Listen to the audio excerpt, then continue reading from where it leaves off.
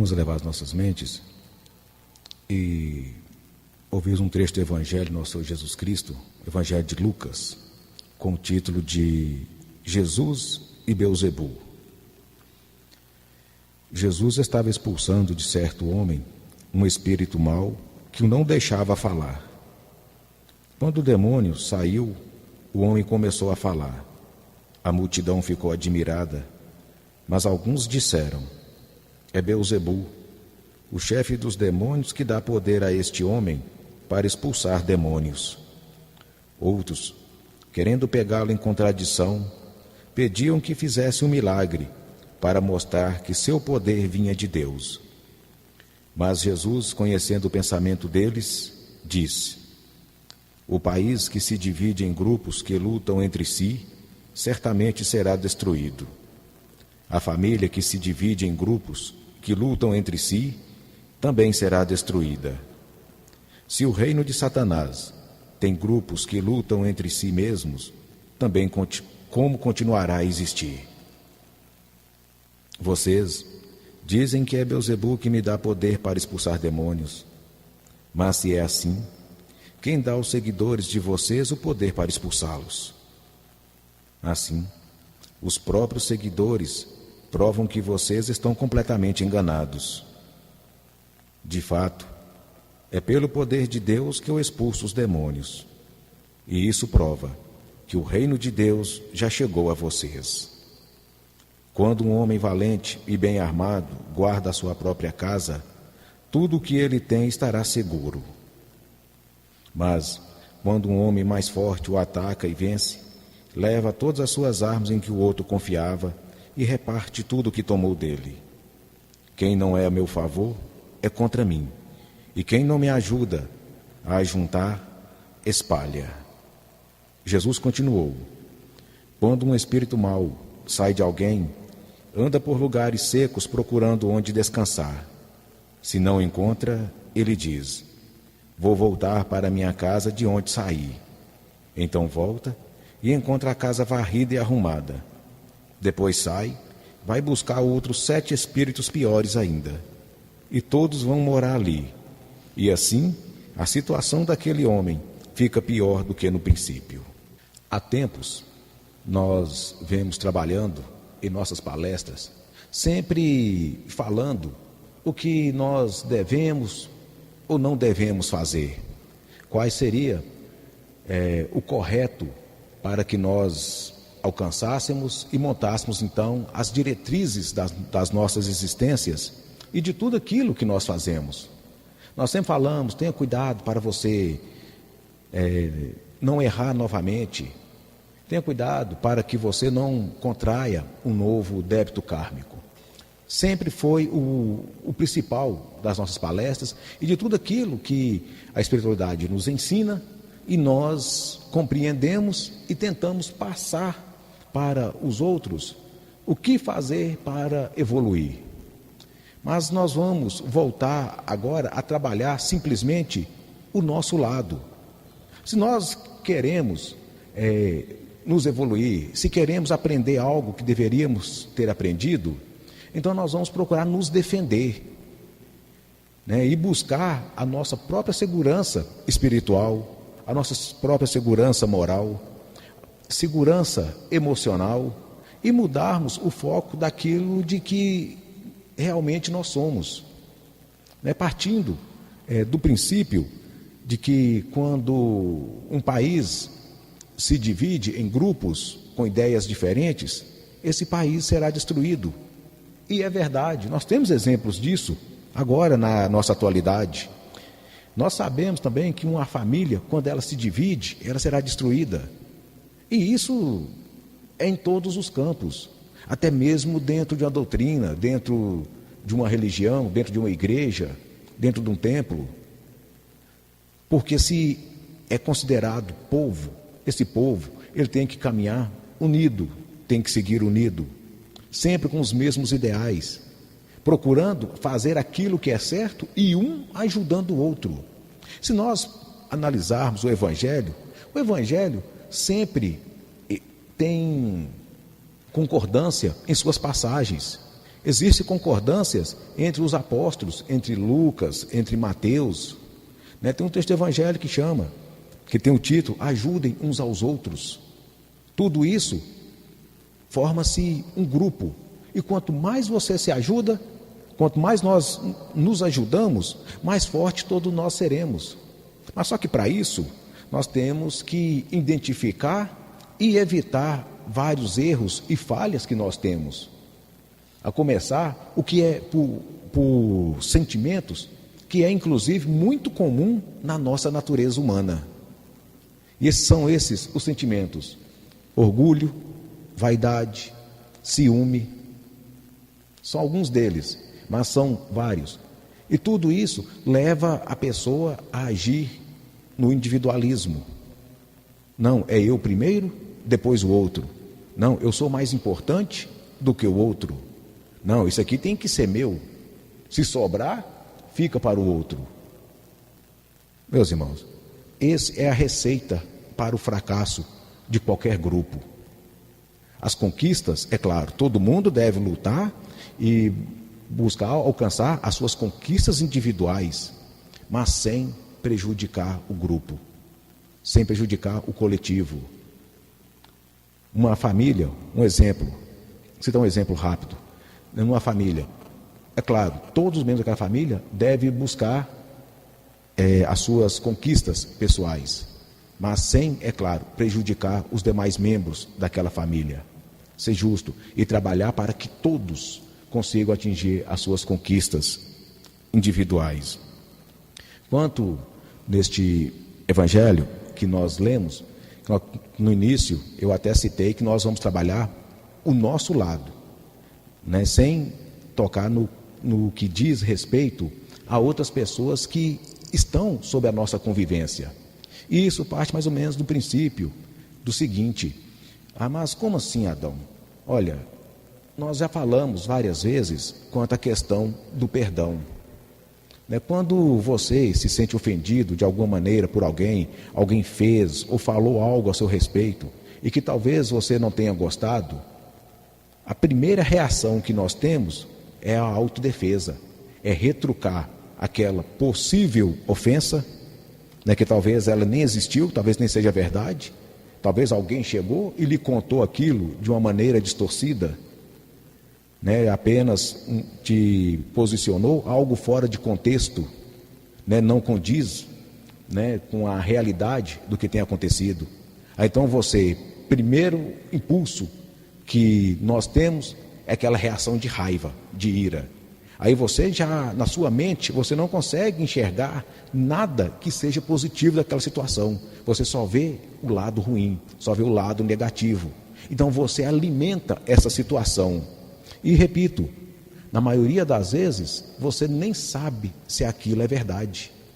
Apenas porque chegou algum e lhe contou algo fora de contexto. Algo fora, não lhe contou a história toda, digamos assim. Então você já tem logo esse impulso de revolta, já tem o outro como um inimigo e começa então a fazer o que nós sempre chamamos, emanar de maneira negativa em direção ao outro. Muitas vezes você pensa, não, aí eu vou também acabar prejudicando ele. Errado. Você está primeiramente se prejudicando pelo teor energético. E depois você está se prejudicando novamente por um julgamento injusto. Você fez um julgamento de uma causa que você não tem conhecimento, que você não sabe se é verdade ou por que aquela pessoa falou isso. E vamos supor o seguinte, que alguém de fato fez algum comentário negativo ao seu respeito. E se aquela pessoa estiver certa? E se você de fato se enquadra naquele comentário? Então essa pessoa tem uma certa opinião em relação a você. É claro, ninguém gosta de ser julgado, ninguém gosta de ser avaliado. Mas, independentemente se for um julgamento ou uma avaliação, nós vivemos em sociedade. As nossas atitudes, a nossa postura, os nossos atos dizem quem ou o que nós somos. Aí nesse caso a pessoa, mas por que alguém vai me julgar ou vai me avaliar? da mesma maneira que todos nós também julgamos e avaliamos o outro. É sempre assim. Isso é uma estrada de mão dupla, né? O problema de todos nós é que nós nos vimos como a única e a principal vítima de tudo e de todos, sendo que nós somos vítimas, né, de todo mundo, daquilo mesmo que nós fazemos com os outros. E como sairmos dessa situação? Como revertermos uma situação desse nível? Primeiro, se alguém fez alguma referência, algum comentário que você não gostou, e que na sua avaliação justa, é porque você é capaz de se julgar. Você é capaz de voltar para a sua individualidade, o seu interior, e fazer uma autoanálise. Vem cá, se fulano agisse dessa maneira contra mim, que é o que eu estou fazendo agora contra fulano, estaria correto? Não, não estaria correto. Ou então, se você avaliar, não, de fato, fulano falou a verdade, eu estou envergonhado. Mas só que nós temos a tendência de não reconhecer os nossos defeitos e as nossas falhas. Isso é uma característica nossa. Mas nós devemos ser honestos com nós mesmos. Então, o que eu vou fazer nesse caso? Eu reconheci que de fato eu errei, que de fato eu fiz algo que não deveria ter feito, e isso contrariou o ponto de vista de alguém. Então eu vou tentar mudar as minhas atitudes para reverter a situação. E se alguém fez um comentário, uma avaliação negativa sobre mim e que ela foi injusta, o que eu devo fazer? Continua agindo como você sempre agiu, e mais cedo ou mais tarde essa pessoa vai ver que fez um julgamento errado a seu respeito, sem você fazer nada, sem discutir, sem brigar, sem querer impor nada para aquela outra pessoa. Tenha certeza, se convive junto, ela vai perceber que ela estava enganada, que ela errou a seu respeito, e que no futuro, mesmo que ela não comente nada com você, mesmo que ela não lhe peça desculpa, mas nele vai despertar aquele sentimento de vergonha, e junto vai nascer um novo sentimento de admiração e respeito. Isso que é o chamado de dar a volta por cima, mas sem ser agressivo, sem ser inconveniente. Você deu a volta por cima pelo exemplo e pelas atitudes. Isso já mostra em você uma certa evolução espiritual, uma certa evolução moral, uma característica que as pessoas, eu afirmo a vocês, nós já falamos isso antes, tudo se reflete na nossa vida através de energias. Tenho certeza, tudo é energia. Nós absorvemos energias que é motivada por sentimentos de outros. Absorvemos essas energias. E quando chegou essa energia, o nosso sistema naturalmente codifica essa energia, e essa energia se transforma em sentimento. E a partir do sentimento é que nascem ali as ações, é que nascem as atitudes, através do sentimento. Se eu tenho um sentimento de raiva, vai chegar uma hora que eu vou deixar transparecer essa raiva, ou eu vou agir de acordo com a raiva que eu estou sentindo. Mas de onde nasceu essa raiva? Não, foi uma energia que eu acabei absorvendo, e essa energia me influenciou. Mas só que da mesma maneira que as energias influenciam negativamente, elas também influenciam positivamente. As energias que você emana influenciam outras pessoas que estão à sua volta, que estão ao seu lado. Isso é certo, mas é claro, não vamos também ser iludidos, achar não, eu vou fazer um monte de vibrações e pensamentos bons e fulano vai mudar o tratamento comigo. Vou começar isso hoje e amanhã isso vai acontecer. Não vai não. Isso leva tempo. Primeiramente você tem que se convencer disso, para que a sua emanação seja verdadeira e concreta. E o outro então acaba absorvendo, e a opinião e o respeito que as pessoas têm em relação a você diz sim de quem você realmente é. E o que você realmente é não está no que você fala não, está no que você emana, naquilo que você transmite.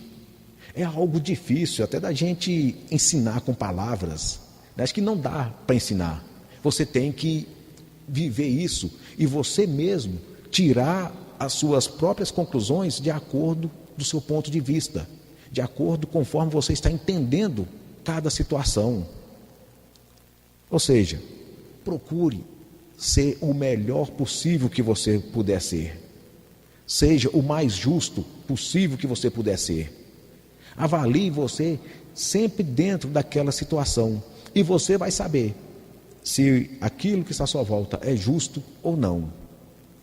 É simples, falando assim, né? Agora, o mais difícil é nós superarmos a nossa personalidade e mudarmos de maneira efetiva a nossa individualidade. Aí já é mais difícil. Aí nós vamos ter que reconhecer onde é que nós somos orgulhosos, onde é que nós somos invejosos, onde é que nós somos mesquinhos, individualistas. É assim que vamos evoluir um dia. E os nossos exemplos e as nossas atitudes vão sim influenciar e fazer com que outras pessoas também se modifiquem. E aí sim estaremos ganhando espaço, estaremos subindo no conceito de fato tem poder para dizer o que você realmente é. Mas só que você tem que demonstrar para ele aquilo que você é. Quando nós falamos de cura, né, o próprio Evangelho cita isso aqui, né? Jesus, aqui no Evangelho, conta que Jesus expulsou um espírito. É porque todo espírito obsessor daquela época, até hoje, na época de hoje, é tido como demônios, é tido como espíritos, demônios mesmo, totalmente demoníacos. Mas para nós, no nosso entendimento hoje, nós entendemos que por pior que seja um espírito, ele também é filho de Deus e, portanto, um dos nossos irmãos. Usa o termo aqui que Jesus estava expulsando. Então era a maneira que as pessoas entendiam que Jesus estava tirando de alguém uma influência negativa, que estava tirando de alguém um espírito que lhe causava uma obsessão e claro, um mal físico. Então o que nós fazemos? Curamos o espírito. Aí nesse caso aí, quem estaria sendo o primeiro beneficiado? Aquele que foi ajudado, o encarnado, que ficou livre da obsessão, ou o espírito desencarnado, que era o obsessor? Primeiramente, você tem que curar o obsessor. Aí o encarnado, nesse caso aqui, ficaria livre daquela obsessão. Mas por que o obsessor sempre vai atuar onde a pessoa mais sofre? É o ponto mais fraco da pessoa. Vai atingir sempre no ponto mais fraco de todo o seu oponente. E isso é natural. No mundo físico, até no reino animal é assim.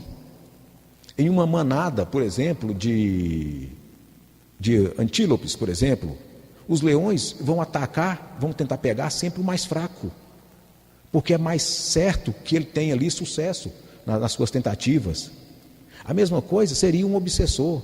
As energias inferiores que são emanadas, até mesmo entre nós encarnados, nós também acabamos obsediando uns aos outros. Não quer dizer que o obsessor é só o espírito sofredor desencarnado, não.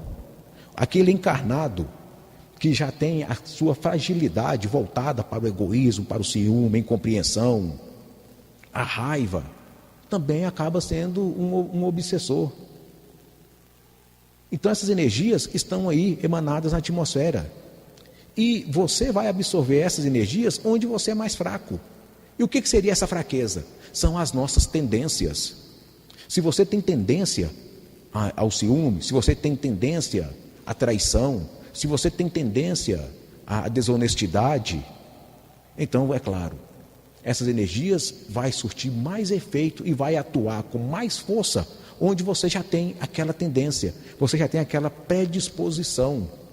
Essas energias atuam também não só nas atitudes relacionadas à personalidade da pessoa, não. É também no sentido de doenças. Se a pessoa já tem uma certa fragilidade, algumas células já fragilizadas, já tendenciosas, por exemplo, ao desenvolvimento de um câncer, essas energias estão aí na atmosfera o tempo todo. Então, quais serão as células que mais sofrerão as influências dessas energias? Aquelas mais fragilizadas.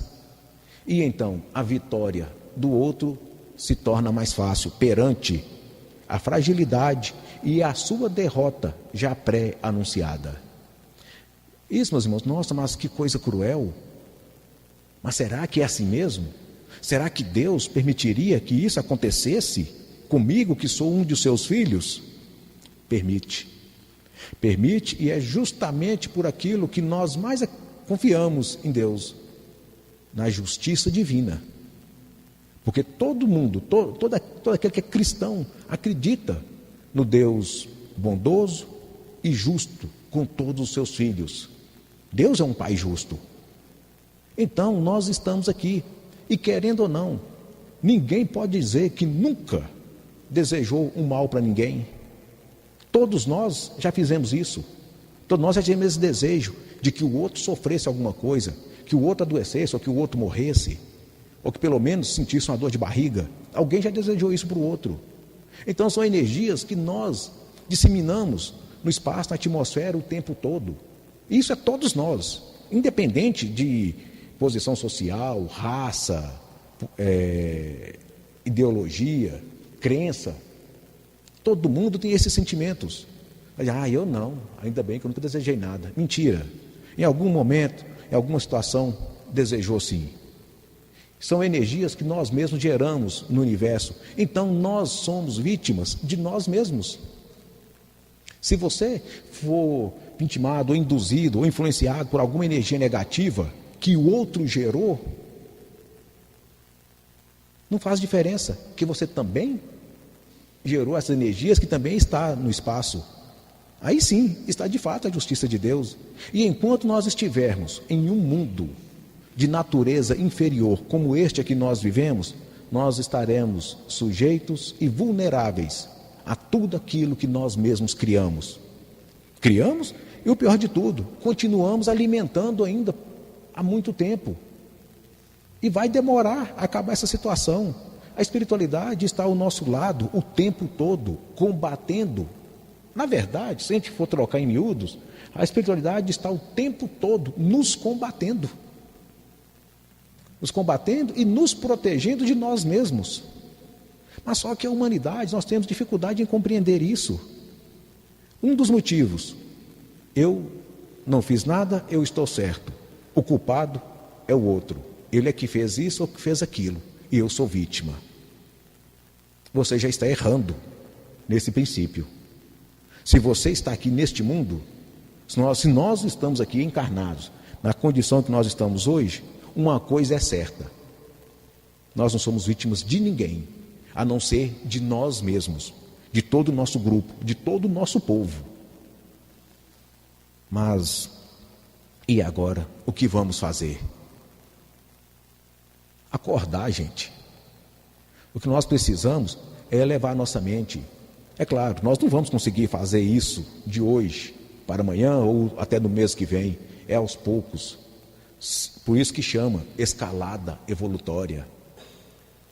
Nós vamos ter que ir passo a passo. Nós vamos ter que buscar nos identificar primeiramente o que realmente nós somos e o que nós queremos ser no futuro. Surgiu um pensamento negativo, um desejo ruim, um desejo negativo, você pode ter certeza, isso não nasceu de nós. Nós estamos apenas sendo influenciados por esse sentimento.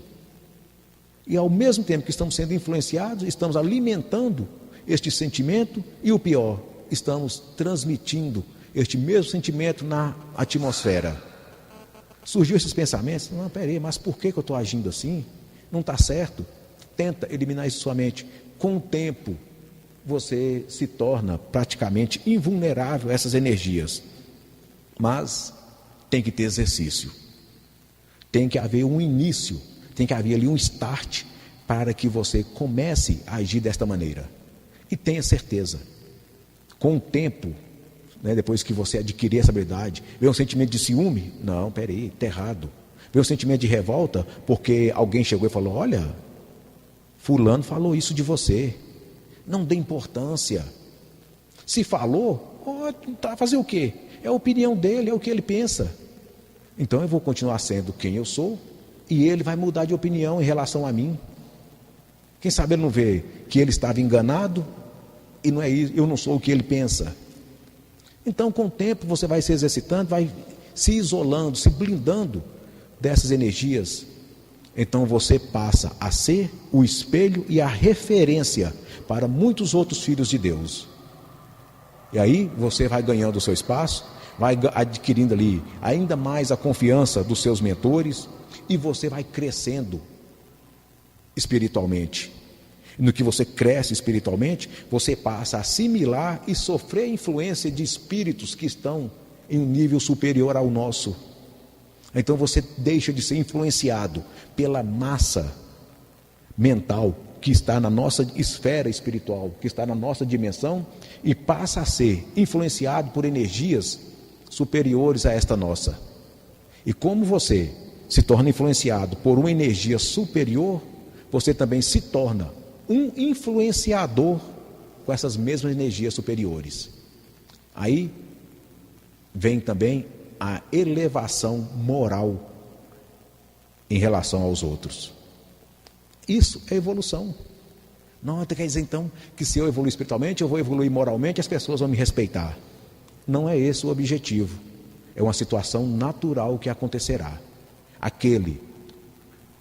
É sempre assim. O superior sempre acaba influenciando aqueles que estão em uma escala inferior. E você passa a ser respeitado e admirado pelo que você é. Pelo que você realmente é, pelo que você é na sua essência. E não por um título que lhe foi conferido por alguém, ou por uma empresa, ou por uma marca. Né? Pelo que você realmente é na sua individualidade. Isso é evolução espiritual. E o princípio é esse: procure ser o melhor que você puder ser. Surgiu alguma coisa ruim, negativa, tente afastar. Tem uma opinião ruim, negativa sobre você, não se importe. Não se importe com isso, continua sendo quem você é. Aí se você for justo e fizer um auto-julgamento, uma autoanálise, se a pessoa estiver correta, aí você tem que abaixar a cabeça, se sentir envergonhado e tentar mudar as suas atitudes.